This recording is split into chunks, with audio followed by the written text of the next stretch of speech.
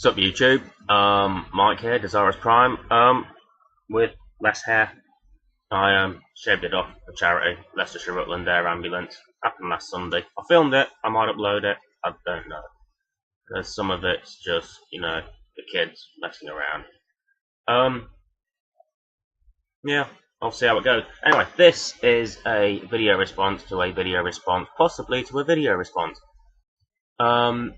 Sammy, Sadek, Skullgrin 140.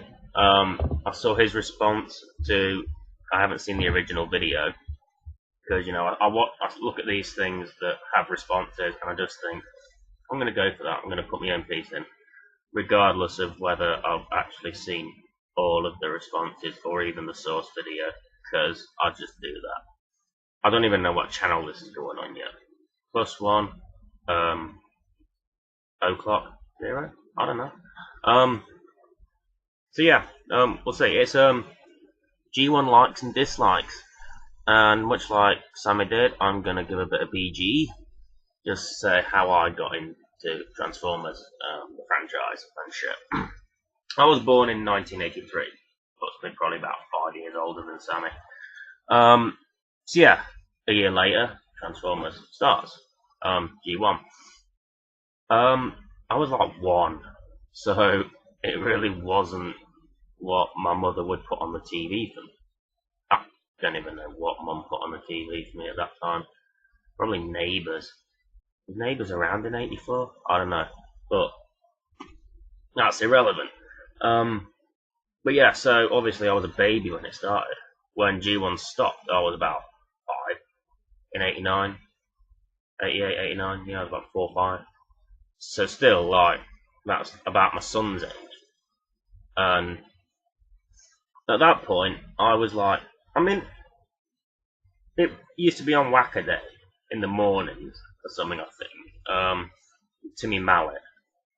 And you had, like, Dick Tracy and Transformers and the fucking Hammer thing and all the blah stuff. So yeah, and I know Transformers was part of that. I'm pretty sure Transformers was part of that. So I watched it casually. I didn't really have any toys. As a kid, I think I had a Grimlock that I swapped for something. And then I swapped Grimlock for something else. You know what kids do. Couple of videotapes, VHSs, stuff like that. As I got older, probably I saw Beast Wars a few times on CITV, but it didn't hook me at the time because I think Power Rangers had come out, and when Beast Wars started, I was just hitting secondary school. So, yeah, more interested in tits and stuff. Football. Yeah, I'm no good at football, but it was one of those things that I kind of got into. Funnily enough, when I first started properly getting into Transformers in 2007, I think I was 23, coming up 24, and it was the Michael Bay movies, the bane of so many people's existence, that got me into it. And Bay's done some things wrong, there's no disputing that, but he's done a lot of things right. One of those is opening the door to new generations, including, or even, like myself, generations that weren't really into it back in the day, and it got me more into it. Because as a kid, it was all Ninja Turtles and Ghostbusters for me. Those were my two things, and WWF, not Pandas. So that was, that's how I got into Transformers. It wasn't until 2007 that I got into it properly. I've always liked remix. So yeah, it was that, and after that, I've got all the G1 DVDs, including the Japanese, which will go into my like section, and I will elaborate on that further later. What do I like about G1? Well, like Skullgrin said, it was the trendsetter. It was what started this whole thing up. And one thing that I enjoy about it, because it's not a complete copy paste with shorter hair. given how dark some of the Transformer stuff can be, the Cybertron games, War 4 and Fall Out, have pretty dark moments. The movies have dark moments. Optimus dying, Ironhide dying, Sam dying? Is that dark? It wasn't for me. But yeah, Prime had a few dark moments as well. Dark Energon. But, that's not what I mean. Aside from the movie and a couple of things in season 3, the G1 series was more light-hearted. It's fun to watch. If you just shut your brain off, it is fun to watch. It doesn't take itself too seriously. It's like everyone said, it's an extended toy commercial. That's all it is still today, a toy commercial.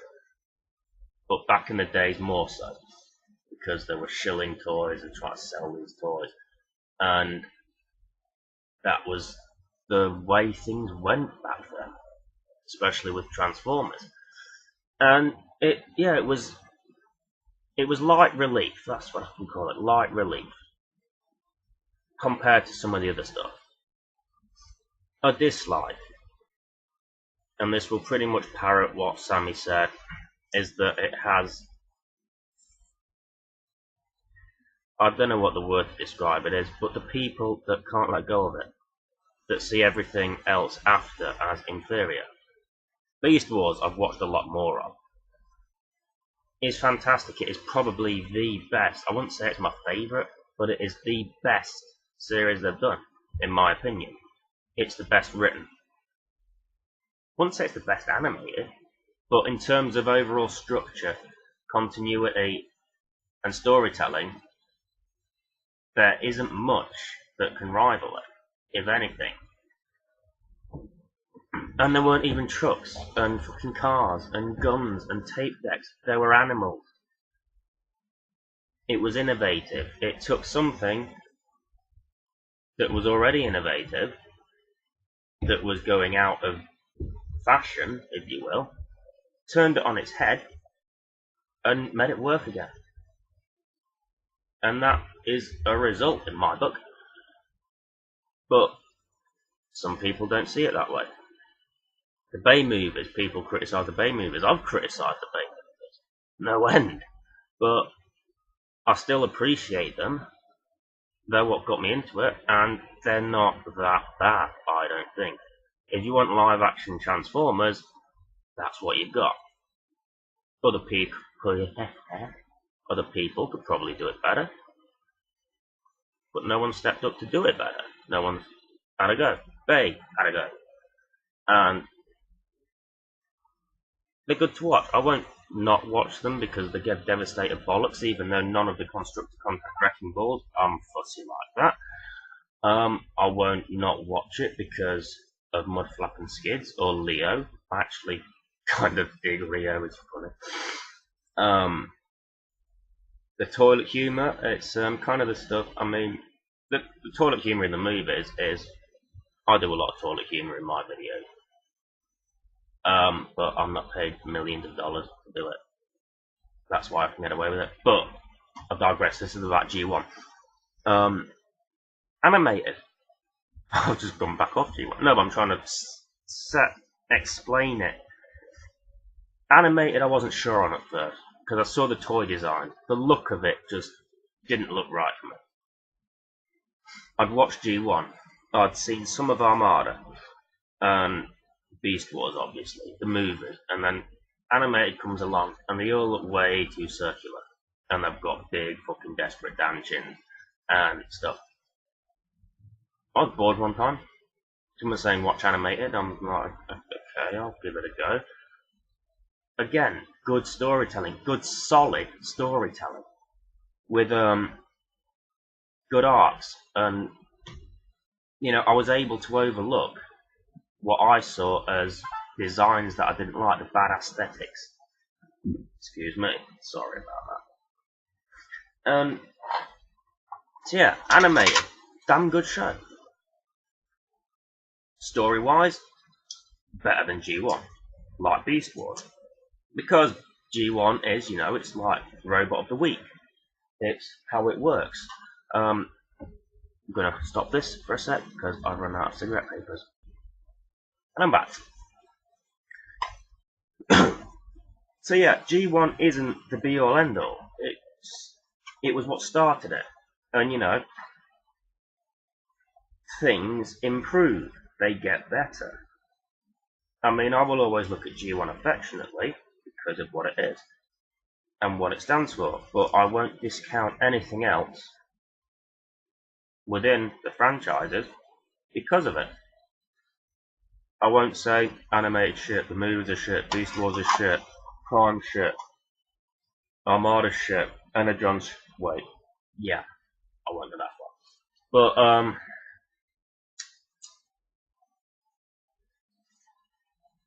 yeah, this isn't an incense stick. Things improve, they evolve. That's what it is, it's evolution. I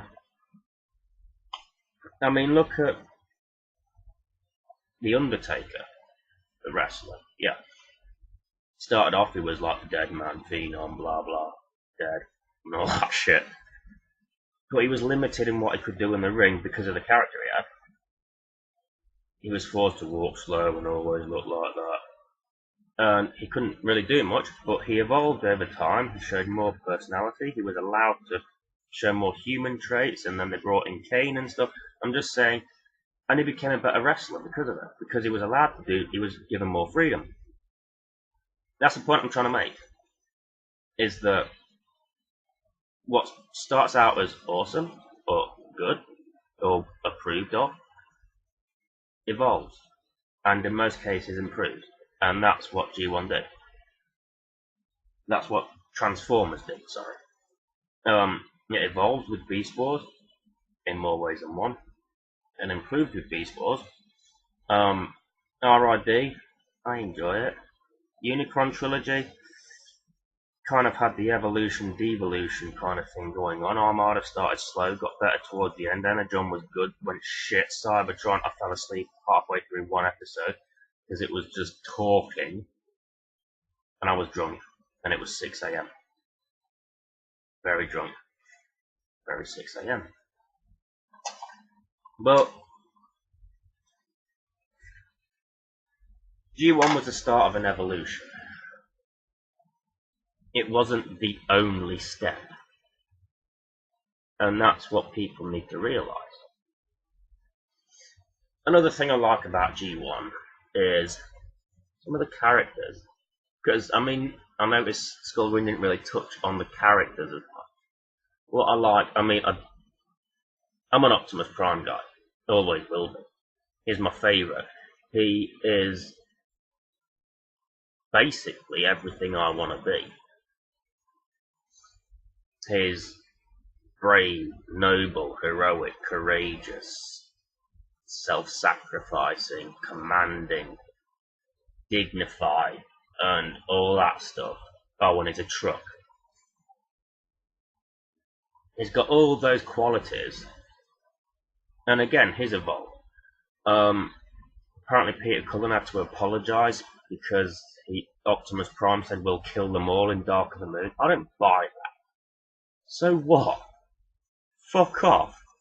Optimus, it's war in a real life setting. I think I touched upon this, and I think I used this in my I did a comparison between G1 and Movie Prime or something like that. And yeah, I don't see why Peter Cullen had to apologise for that. Sorry, but evolution, dudes.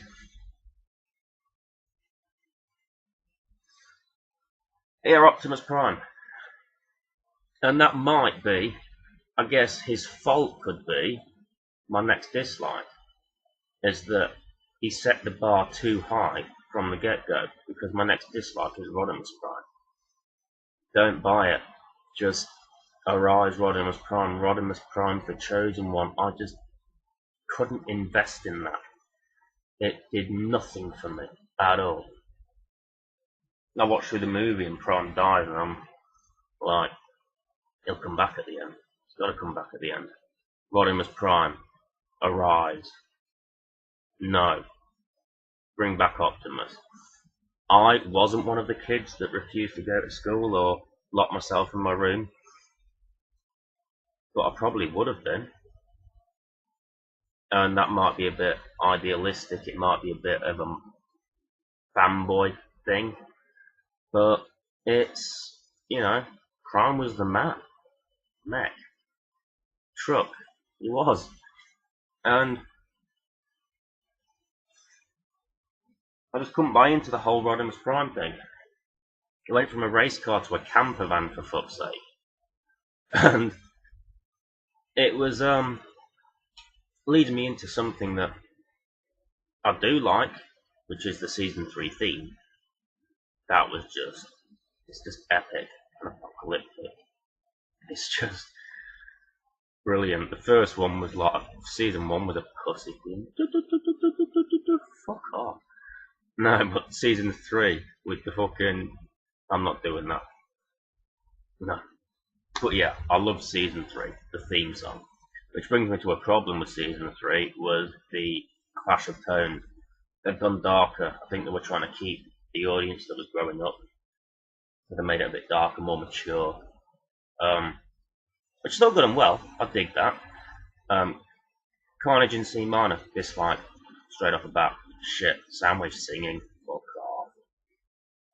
I won't go so far as to say Justin Bieber superior in that respect, but no. Then you had Daniel and Wheelie, and that is probably my biggest dislike, because I despise those two bastards, especially in the Japanese ones, which I'll get to later. But yeah, Wheelie here, have no fear. Wheelie die, like now. Seriously, that was my response. I just couldn't stand the little bitch. And fucking, it was just wrong. Yeah, the whole Wheelie and Daniel thing, trying to replicate the Bumblebee Spike thing. And it was way out of place. The season 3 like, they brought back Optimus Prime. Rodimus didn't have as much pressure, he could go back to being a teenager. And listen to One Direction and all that shit. Obviously a dislike regarding the whole G1 as a whole animated series is the animation errors, the continuity errors. I've got the season 2 box set, and you've got like the one where they get trapped in the kids' room and they're about the size of a toy, they're about the size of action figures. And they escape, they finally get out of that. But on the box set, it's there's another episode where they're all back on Earth doing merry little thing, and then it goes back to they're in the shuttle in the episode after. So there was an episode between this apparent two-parter, or the one that sequels the other. There's something in between. It's really weird. I don't have the booklets either, so I can't tell which ones they are.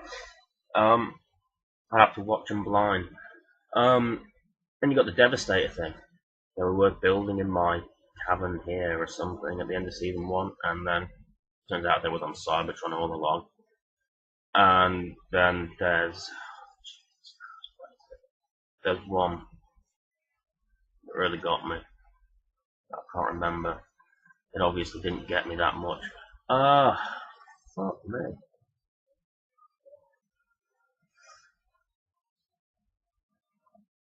Obviously there's the animation errors. And, like I said, the continuity errors, the placement errors, and stuff. You got like 6 Starscreams in one shot, and there should only be one. And Skywarp and Thundercracker. And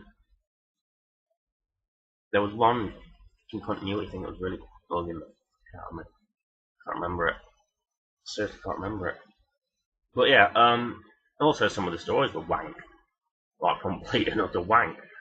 It's like I said, Carnage in C minor. and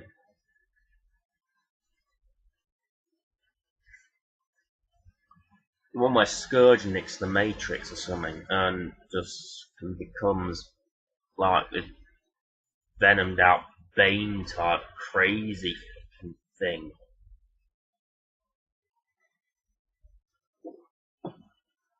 And Grimlock in a pinny. Why? Fucking being the fucking butler at an ambassador thing.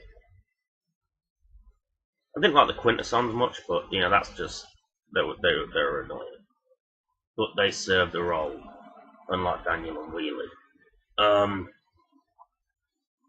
What else have I got? I'll move on to toys now, because I'm not going to harp on about that new era that's bugging me that I can't remember. I don't have many G1 toys. I can see 2 on my shelf at the minute. I've probably got 2 more somewhere. I'm not a big fan of the toys because they lack articulation. I like to play with my Transformers. I like to pose them. I do my video series. So yeah, obviously they need to be able to do things. And you know, the ones I've got Ultra Magnus, I've got Power Master Prime. They have like more articulation than some, and they have multiple modes. So you know, they're good fun. But I've got like Top Spin. I think the Jump Starter. Basically, just put his legs up there like that, and that's it. Wow. So thank God for Generation. I've got a G1 Devastator, but I think it's a knockoff. Still not bad. It holds together well. It's not one of those Chinese knockoffs either. Like, it convinced me. But yeah, so the toys weren't so good, which you know is why I'm thankful for Generation. Because you know, just arrived in the post the other day. I got Generation Sandstorm, which is a more articulate reimagining of a Generation 1 character. And I've got underneath my mini cheddars Generation Springer. These 2 guys are fucking awesome. Triple changers with very little kibble. Well, Sandstorm's got his big wheels and shit. But, you know, modern retellings of Generation 1 characters. Got a few other stuff like from Reveal the Shield and you know, Generation stuff. Classics, Universe. It's good that we get these things, characters that we grew up with, or not in my case, but characters that we like from that era that can actually do more than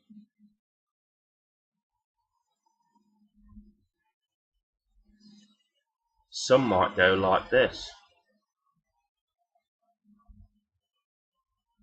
But that's it. So yeah, I like the Generations lines because they bring out the Generation 1 characters and they're able to do all manner of movements. I had a lot of coffee, I was on the night shift, I haven't slept yet. I make no apologies for that. So yeah, toys, not so good. Modern reimaginings, yay, because there were some good characters. Ironhide, Optimus Prime, and stuff. I might as well, because I'm running out of things, and I'm sure there was a lot more I want to say, but my mind's gone blank. I'll move on to the Takara series, because that is awesome. One thing I disliked the Star TV dub, but that wasn't done by Takara or anyone. That was an independent thing, so you know, fuck off. I can watch it with subtitles. It's good. It's really good. Headmasters is probably the weakest of the series, even though it continues on from that. But you know, you had Daniel crying like a bitch every 5 minutes. You had Wheeler being a complete cock to everyone.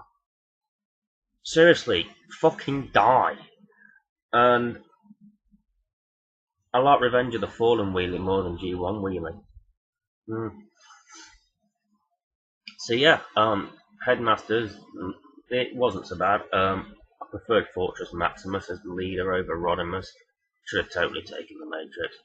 Mainly because he's like a big fucking city fucking big, he's massive, big old Fort Max, and his headmaster. And there were some good stories in that. Yeah, it fucked off the Nebulons, which was fine by me. Left the headmasters and all the masters pure Cybertronian, which in my book is cool, because how can someone put their legs up by their head without snapping every single bone in their body? That's another plus. That they went about it with different ideas, but kept the same concept in the toy, and it did well. Master Force, Super God Master Force, surprised me. I expected that to be the worst series. It wasn't. It wasn't the best, but it wasn't the worst. It was went more anime, and again, you had good stories. You started off with the Pretenders, and the God Masters didn't come in Power Masters, the West Easterners, Westerners, whatever we are in us. They didn't come until later, and there was good stories again. Some of it was a bit weird, but you know, overall, it was a satisfying series. It was fucking dark in some places. I mean, some little girl was being threatened by the Decepticon headmaster juniors, and her little dog, something like that big, went up and started barking. I think it was Wilder, and Wilder just booted the poor fucking thing, and the dog died. A Decepticon killed a dog. That's how bad it got sometimes. Um, that shocked me. That seriously, that did shock me. I was like, you can't fucking do that, but they did, and I don't know why I'm laughing. It's just I shouldn't laugh. It's tragic. Um, but yeah, obviously the cream of the crop is Victory, because I mean you had the Dynaforce that were stupid, but they redeemed themselves in the end, but they were still stupid. Um, but you had Star Saber, and Star Saber is like my second favourite Transformer ever. You got Optimus Prime, and you've got Star Saber. Star Saber was like the leader that no one after Optimus could be. I mean, Optimus set the bar and raised it at the same time, but Star Saber was the only one, in my opinion, that could come close to Optimus. I mean, he wasn't perfect. He best swordsman of the galaxy, yay. Awesome jet mode, yay. Combination, yay. Obviously, but I mean, he did like go a bit too much heal the world about Earth sometimes. I love the Earth. I will protect the Earth. I will make sweet love to the Earth. Well, maybe not, but you know, stuff like that. And he adopted a human. That's awesome. He was a dad to a human. That was the sort of thing that Star Saber did. He was just a protector. He was, and he didn't care what he had to do. He would protect things, and it was just, you know, no self doubts, no confidence issues. It was just, I'm going to protect you.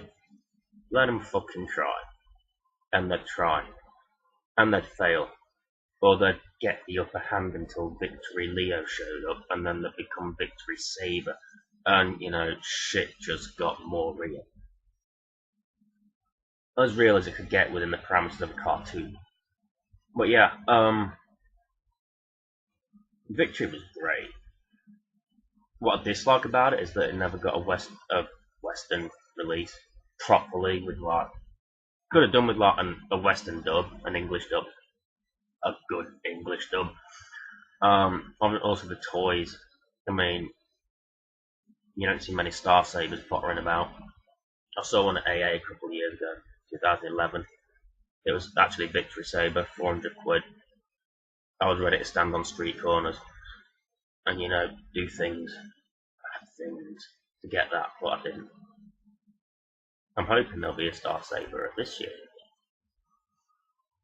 and I should have the money that I won't have to do bad things. But yeah, lack of Western exposure is a bad thing for the Kara series. Zone, fuck with Zone. I immediately didn't like Zone because they got rid of Star Saber and put Diatlas in charge. It had a new twist though that it was like being the commander of the Autobots, the Supreme Commander. It was like a presidential term. You got sworn in, and then at the end of your term, someone else took the place. That was quite alright. I'm not a politician, but it kind of, set the standard. It moved away from chosen ones and quasi mysticism and shit, and it just went, more. It felt more real. Didn't like the two boys that fancied each other there. I've got nothing against that, but it was just a bit like it's like Chris McFeely said in the commentary. It was very homoerotic. That's about it because this is going on. This is like 20 minutes for this bit, and then I've got the bit before where I was before I went looking for shit. I think I've gone on long enough. I'm not even going to try and summarize, but you've got what I like, you've got what I don't like. I've gone into detail about things. I may have rambled. I forgot shit. I might do an amendment if I ever remember that shit. But yeah, this has been Dezaras Prime with my likes and dislikes about G1, both Eastern and Western. And you shall see me next time.